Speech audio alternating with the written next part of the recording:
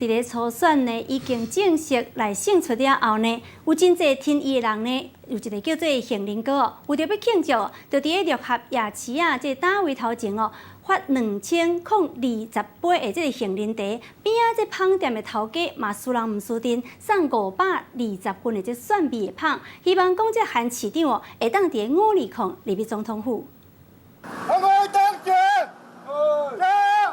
穿国旗衫、戴国旗帽啊，手的握国旗，韩媒大家拢照欢喜的。原来是高雄市长韩国瑜确定要出来选总统啊！他很认真，叫他要保重身体，哎，因为他太辛苦了。好，运动要公平竞争啦，袂使去啊冒黑啊啦。出来代表就是讲，拢茫甲冒的拼实力啦。这里是高雄的六合夜市，杏仁哥为了庆祝高雄市长韩国瑜即将代表国民党出征2020，下午呢他就提前营业，准备了2020份的免费杏仁茶发送给民众。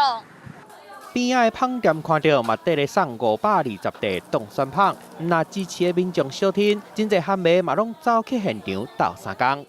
然后我们也希望说，在所有人的心目中最理想的那个总统候选人都能够顺利当选，所以我们今天送了520个蒜味面包、冻蒜面包。因为520，我们希望我们的韩市长能够顺利在520那天就职。2020年1月11号将是我们的决定性的一刻，所以我今天很开心，也号召大家可以来，我欢喜大放送2020杯，希望大家都可以来，共襄盛举。